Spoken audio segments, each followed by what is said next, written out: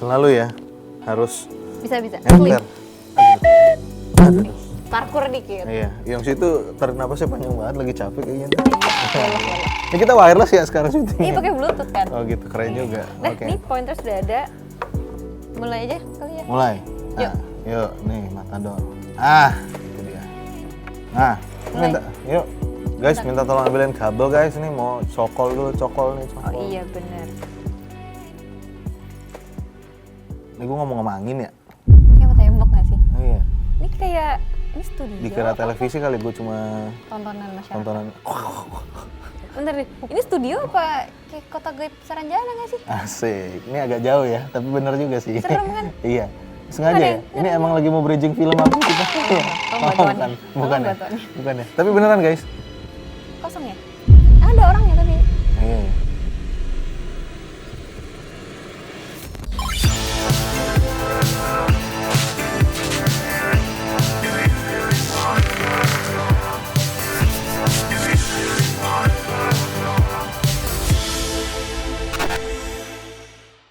Halo Smart Viewers, welcome to movie. Freak, Kembali lagi bersama aku Yobita dan Nathan, Yes, di sini pastinya membahas film-film dan film sebagai reviewer Pastinya. nomor 1. Kemanggisan. Mantap. Alright. Kemanggisan ini pasti ada faktanya. Ada faktanya. Yang akan kita bahas hari ini antara ada dan tiada. Asik, kayak Apa judul tuh? filmnya ya. Iya, apa tuh? Which is adalah Saranjana Kota Gaib. Saranjana na na na na Gitu na ya? na. Ada lagunya Copyright loh. enggak?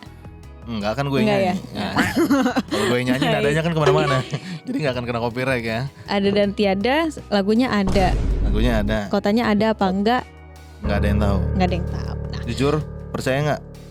jujur, Saranjana tuh ada atau enggak? Karena kan aku ini banyak percaya banget. sih sebenarnya. Jujur. Jujur enggak ya kalau gue sih. Oh Gue ya. orangnya super skeptis. Oh gitu. Gitu. Apa karena filmnya? Enggak. Enggak ya? Tolong Enggak jangan ya? dipancing. Jadi bagi kalian yang nggak tahu atau masih belum paham mengenai Saranjana tuh apa sih, ada dan Ya. tiada tuh kenapa sih bisa ada dan tiada gitu kan? Dibahas di sini. Iya. Keren emang. Parah. Freak Jadi, luar biasa ya. Aku tuh sudah menyiapkan fakta-fakta menarik dan Mantap. informasi-informasi mengenai ada dan tiadanya si kota Saranjana ini. Jadi nanti setelah lu kasih tahu nih, jadi bisa jadi bahan pertimbangan buat teman-teman jadi percaya atau enggak ya. Betul, apalagi juga untuk filmnya kira-kira gimana nih? Gokil. Ada nggak motivasi untuk nonton? Oke, boleh dong spill dikit kakak. Nah, basically ini simpelnya ya. Saranjana itu adalah futuristic city yang nggak bisa semua orang lihat. Ini boleh gue sekalian review gak sih? Jadi apa yang lu kasih fakta, gue kasih yang di filmnya menurut perspektif gue. Boleh nggak? Boleh. Boleh. Yaudah, Ngecek lanjut. dulu, mohon maaf. Iya, Mohon maaf. ngecek dulu produsernya ya. Nggak sesuai Ngelirik briefing. dulu sama produsernya, boleh gak nih? Berarti boleh. Oh yaudah sambil lu jelasin dulu. Oke.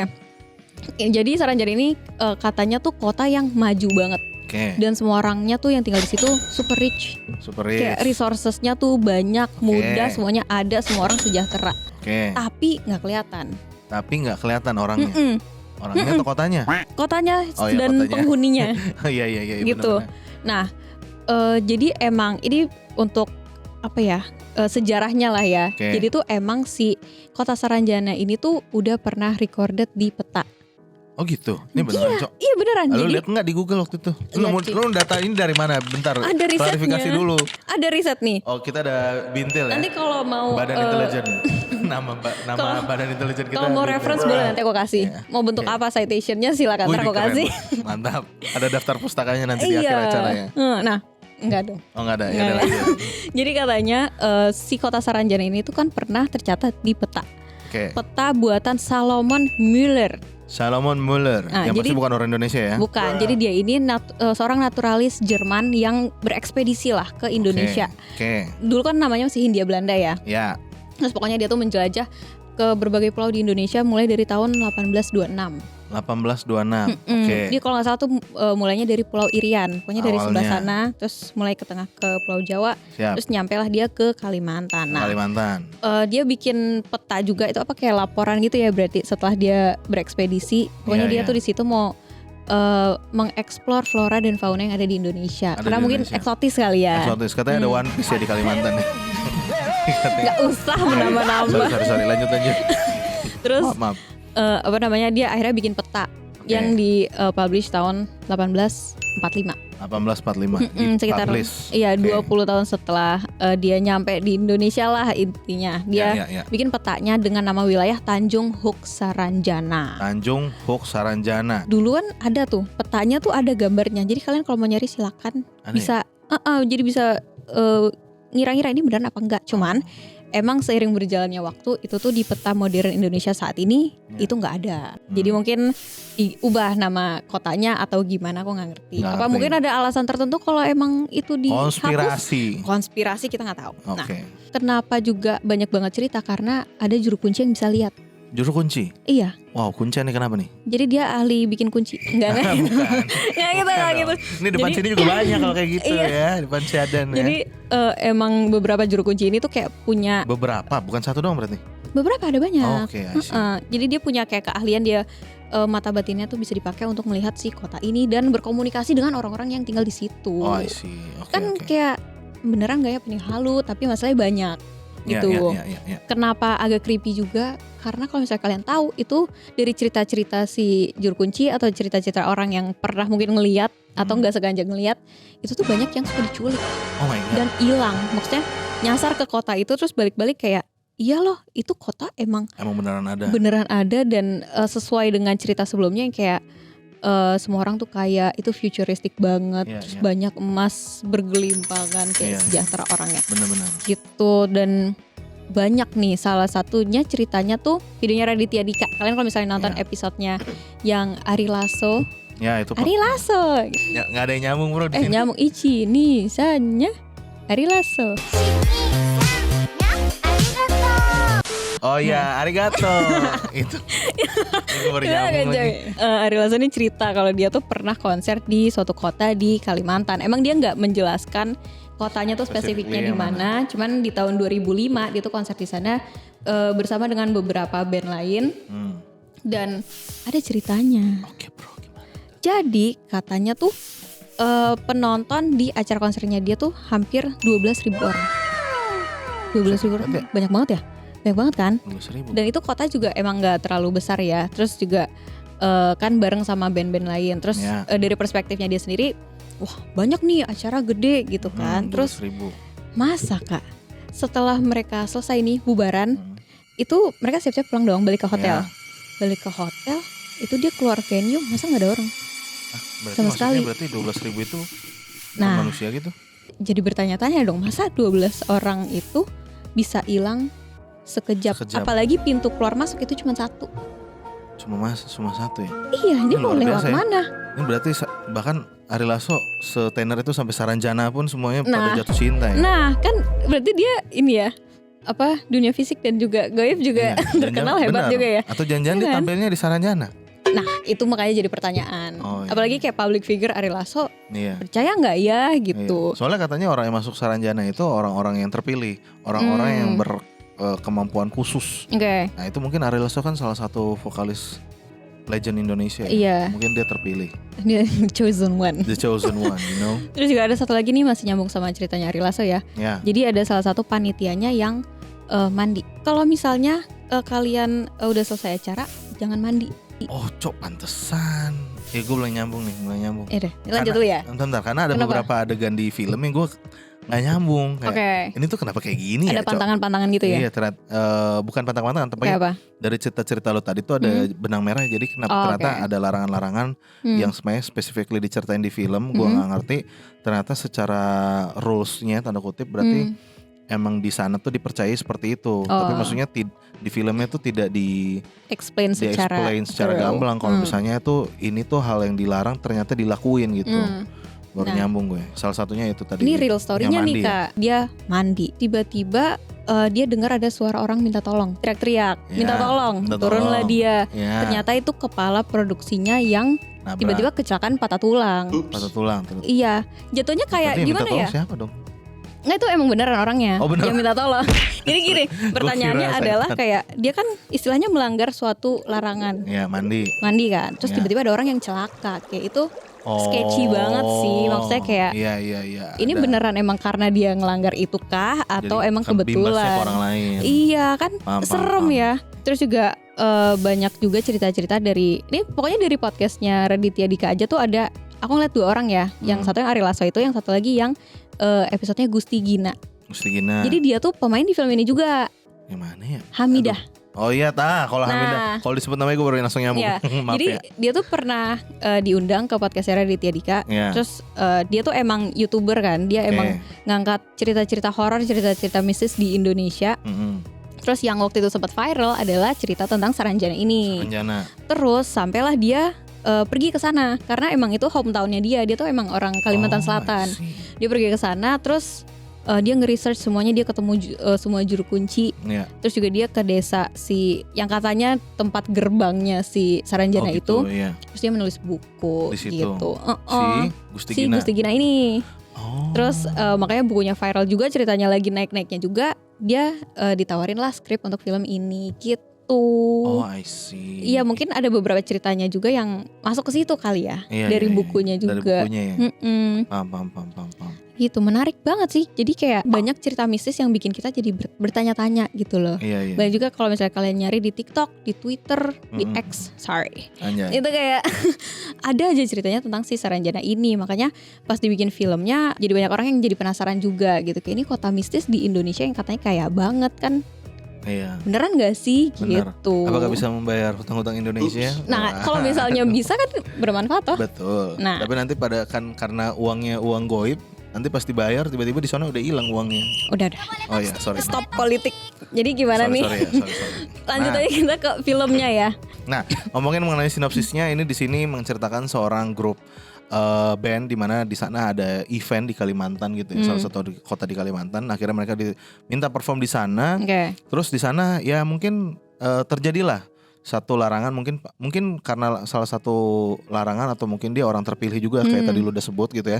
Antara dia orang terpilih berkemampuan khusus atau karena dia setelah itu ngelakuin pelarangan which is mandi setelah eventnya gitu. Akhirnya dia di suatu malam akhirnya hilang gitu. Nah digadang-gadang kemungkinan dia itu dibawa ke kota Saranjana. Ya udah nih akhirnya si teman-teman grup band yang lain akhirnya harus cari cara gimana supaya untuk bisa mereka dapat mencapai kota Saranjana plus membawa kembali sang temannya ini di dalam grup band tersebut untuk kembali ke dunia nyata.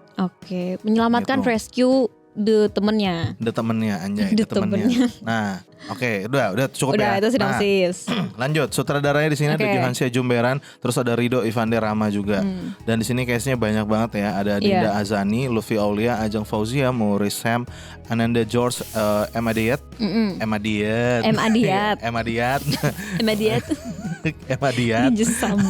Alvero Axela, Gusti Gina. Nah, kan ada Gusti Gina. Yes, Irzan Faik dan Betari Ayu dan masih banyak yang lainnya ya. Iya. Nah, langsung aja gue pengen masuk penggambaran kota Saranjana di film ini. Karena gue nggak tahu sama sekali ceritanya. Jadi ketika disebutkan penggambaran kotanya futuristik, gue tuh langsung gambarkan, wah anjrit nih pasti CGI-nya berat mampus nih. Antara itu atau memang bikin real setnya itu art directornya sangat effort gitu. Pasti budgetnya bakal banyak gitu.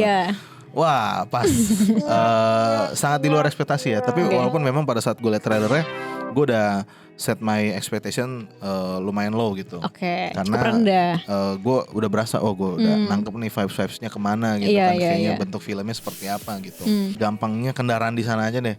Kendaraannya tuh kayak Bajai. City car tahun 2000-an ya. Jadi kelihatan ya. Itu kayak Kijang ya. Kijang tahu kan lu? Iya tahu. Ya itu mobil Kijang tuh. Kenapa nggak Ioniq 5 gitu misalkan? Ini mobilnya nggak ngambang gitu. Hyundai gitu kan. Mobilnya nggak nyambang. Jadi gue bingung nih. Ini jadi penggambaran futuristiknya itu adalah secara teknologi atau overall. Kalau teknologinya sih emang futuristik kayak gedung-gedung digambarkan tinggi gitu kan. Gedung-gedung tingginya tuh CGI. Jadinya kan di trailer tuh ada shotnya kan. Dimana dia ngelihat yang masih di kota Kalimantan, dia ngelihat kotanya kan. Nah udah, tapi giliran lu udah di kotanya, tau nggak? Itu berasa gue tahu tuh syutingnya di Muara Angke ya. Gue udah tahu tuh syutingnya di daerah sana. Kan di Muara Angke tuh ada mangrove. Kan hutan mangrove tuh kan kelihatan bentuknya seperti apa kan. Jadi kayak kayu-kayu, Pohon bakau-bakau pohon-pohon, itu. Samping laut gitu dong. Samping laut gitu Iya. kan. Tapi jadi nggak ada kelihatan kota-kotanya itu loh. Iya, Yang iya, dimana iya. dari luar dikasih tunjuk kota, tapi giliran udah masuk ke dalam nggak ada prank. kota-kotanya. Kenapa? Teknologinya sih ada, kayak Iya. misalnya layar-layar tuh kayak misalnya dari jam tangan terus di swipe gitu jadi gede gitu. Ada. Tron gitu. Legacy. Tron gitu Legacy. ya. Cuma Iya, ini iya, ya, iya, iya. ya nggak berani ngomong. Tapi intinya itulah. Nggak berani. Jadi penggambarannya gue jadi sedikit bingung. Ini jadinya sebenarnya ternyata pas nyampe sana nggak se-advance yang gue Iya. bayangkan. Sebenarnya malah kalau misalnya kayak lu ke acara-acara di mana ini deh, yang sekarang kan lagi running ini apa? Apa tuh? Mona Lisa, bukan Mona Lisa, Van Gogh. Oh ya, Di mana exhibition semuanya itu. layar. Iya, Ya lebih iya. canggih itu gue ngeliatnya. Gimana nih kota rasanya? Jadi gue nggak nambung ya.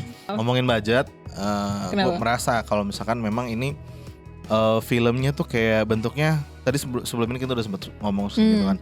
Ini kan semuanya kayaknya dikendalikan oleh satu manusia ya, Johann Sijumberan itu kayaknya dia banyak bertugas di Iya. sini.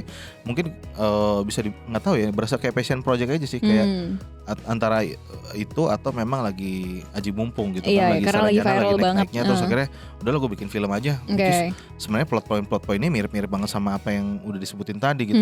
Cuma tinggal dari cerita terus made to be a movie gitu. Jadinya belum nggak secara cerita nggak ada eksplor terlalu jauh gitu. Bahkan awal-awal tuh gue bingung. Ini bentar, ini film horor, thriller, drama atau film apa sih? Karena ngomongin horor, jump scare-nya gue nggak terlalu takut sumpah. Ini gue orangnya super penakut. Di sini nggak takut gue gitu karena Iya. terus jujur aja ya, karena itu musiknya ganggu ya. Oh gitu. Jadi udah tahu ini film horor, musiknya tuh kayak Seganggu itu ya. seganggu itu. Jadi bukan musik yang Oke. bentuknya creepy tapi emang musik nakutin. Oke.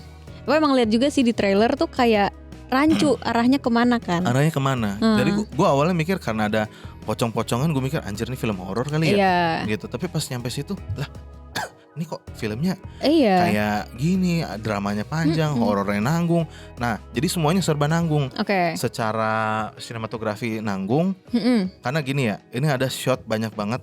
Kalau misalkan, ini sorry, ini gue ambil tes ya. Gue ngambil nih, ini HP nih. Gue ngambil lu deh. Sorry, gue ngambil lu nih. Nah, lu goyang deh.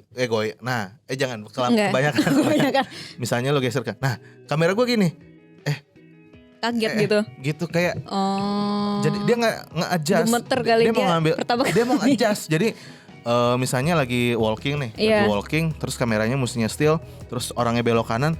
Nah, dia belok kanan kan, dia belok pen kanan, tapi kelebihan. Akhirnya di pen kiri lagi dikit. Ya, cowok ada di dalam. Oh my god. Aku kepo menurut Kanata tuh actingnya gimana? Sebenarnya banyak hal yang pengen gue appreciate dari film ini, gitu. Maksudnya gue cukup paham kalau misalkan film ini diakui sebagai budget yang kecil gitu ya, nggak sebesar yang lain gitu. Jadi gue ngerasa kayak, oh ini kalau misalnya mau bikin film, aduh gue nggak enak ngomongnya, tapi nggak apa-apa kali ya. Nah ini jadi contoh media pembelajaran. Jadi kayak misalnya ngambil kameranya tuh jangan kayak gini, jadinya kan jadi jelek gitu kan. Iya. Bagi penonton juga ngaruh ke experience. Kalau untuk acting, nah ini benchmark gitu. Gue bilang kayak kalau mau dibilang jelek kaku banget, ya biasa aja standar gitu. Tapi sebenarnya kalau misalnya lu mau explore, bisa beneran menurut gue film bisa jadi media pembelajaran. Bukan berarti film ini super jelek ya. Tapi dalam arti kalau lu nonton, kan kalau misalnya sebutlah gue nonton film-filmnya Dian Sastro, sebutlah gue nonton film-filmnya Anggi Umbara gitu. Nanti kalau misalnya sebagai reference, nah lu coba lu acting jadi kayak Dian Sastro gitu kan. Misalnya buat kita yang masih amatir gitu ya. Ya nggak bisa lah kak, kan gue bingung juga dia mau pendalaman karakternya gimana. Nah di film ini tuh semuanya reachable gitu. Jadi kayaknya gue bisa deh acting kayak dia. Coba gue tiru-tiruin deh. Nah dari situ gue coba cari karakter gue seperti apa. Terus nah skripnya pun juga textbook banget menurut gue. Misalnya gue jatuh, terus gue bilang aku nggak apa-apa gitu. Beneran kamu nggak apa-apa? Ya buset, kayak nggak ada.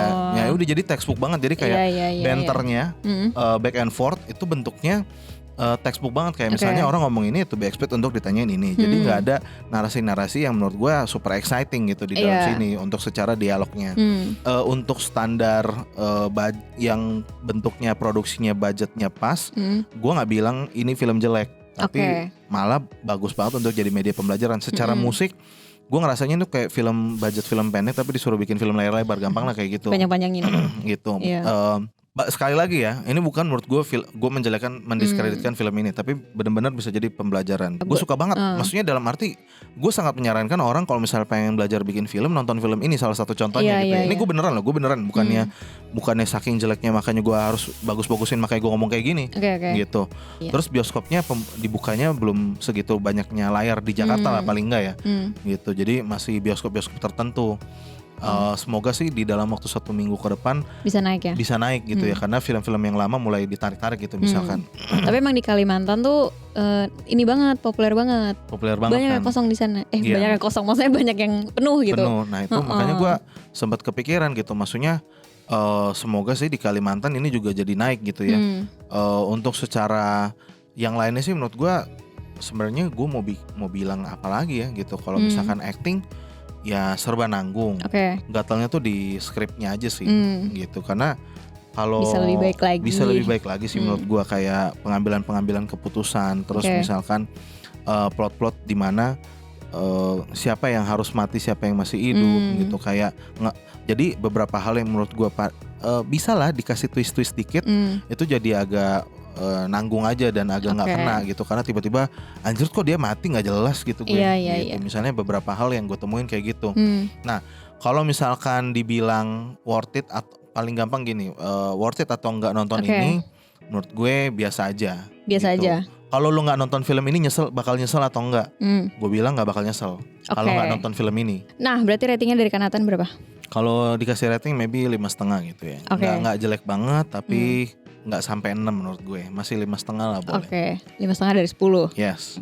Baiklah, kalau begitu ini bisa jadi pertimbangan kalian juga ya. Kira-kira mau nonton apa gimana, apa enggak, apa penasaran juga sama cerita Saranjana ini di pick-nya tuh kayak gimana gitu. Betul banget. Silakan langsung aja nonton Saranjana Kota Gaib di bioskop kesayangan kalian. Pastinya. Mungkin itu aja dari kita untuk episode kali ini. Kalau misalnya kalian ada rekomendasi film atau apapun yang kita review, film yang mungkin worth it untuk kita review, langsung aja taruh di kolom komentar. Jangan lupa juga untuk like video ini dan subscribe ke YouTube channel Pinus TV. Betul, pastinya. Dan juga jangan lupa untuk nyalain loncengnya dan juga follow TikTok kita di movie.freak. Oke deh, kalau begitu Yobita signing out. Nathan pamit.